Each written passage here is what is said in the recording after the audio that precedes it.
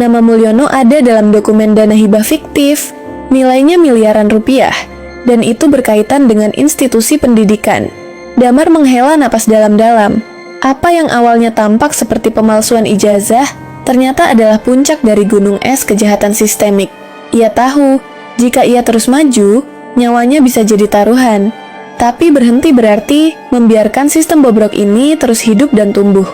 Sementara itu, Tia mendapat informasi dari dalam kementerian. Proses audit independen telah dilakukan. Hasilnya, memang tidak ditemukan arsip resmi bernama Mulyono sebagai mahasiswa UGM di tahun yang diklaim. Bahkan, nomor ijazah yang digunakan dalam biodata resminya ternyata pernah digunakan oleh mahasiswa lain yang sudah meninggal dunia karena kecelakaan lalu lintas tahun 2003. Dia mencuri identitas orang mati, ujar Tia dengan wajah muram, dan memakainya untuk naik ke atas panggung politik nasional. Di media, kubu Mulyono terus membangun narasi perlawanan. Mereka menyewa influencer, membuat video pembelaan, dan menyebarkan klaim bahwa semua ini adalah konspirasi akademisi radikal yang tidak ingin rakyat kecil naik ke panggung kekuasaan. Tapi narasi itu mulai kehilangan tenaga karena satu demi satu fakta muncul ke permukaan.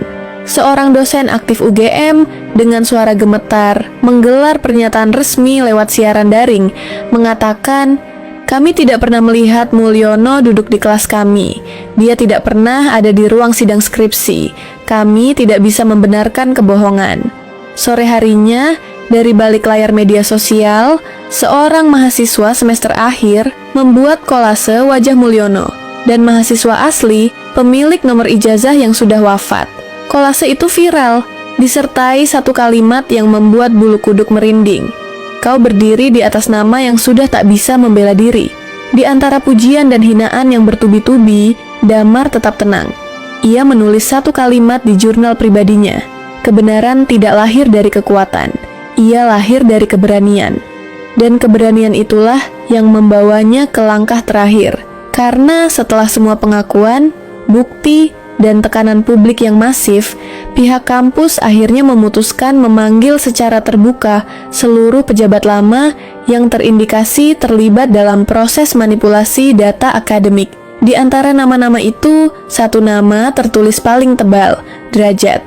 Dan konon, malam sebelum panggilan itu diumumkan, seseorang melihat Derajat meninggalkan rumahnya, naik mobil hitam tanpa plat, menuju arah yang tak pernah terdata dalam sistem jalan manapun.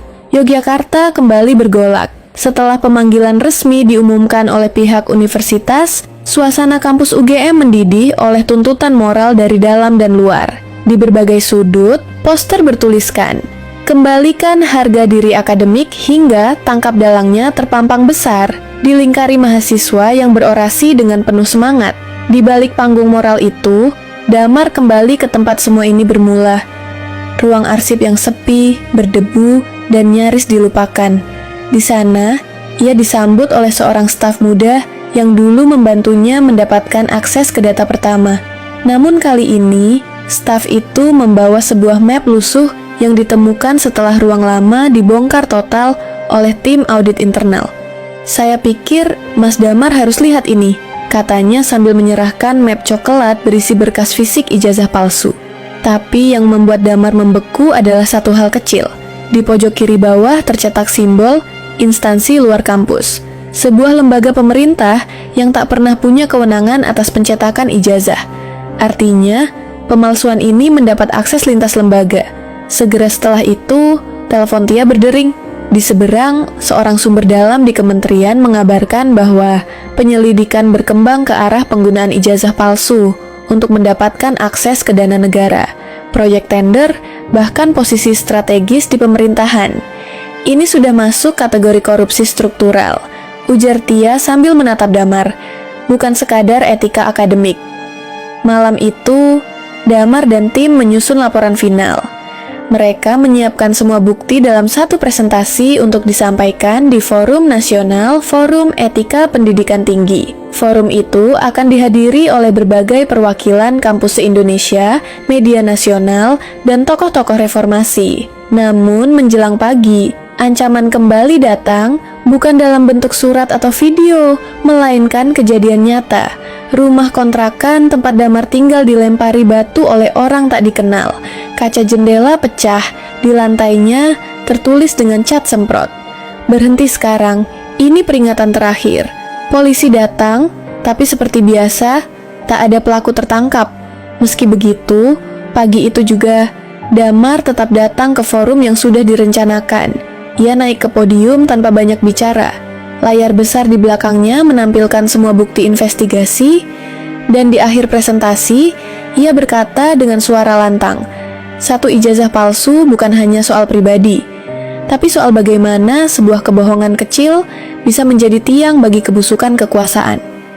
Jika ini dibiarkan, kampus akan jadi pabrik manipulasi, dan bangsa ini akan kehilangan akarnya.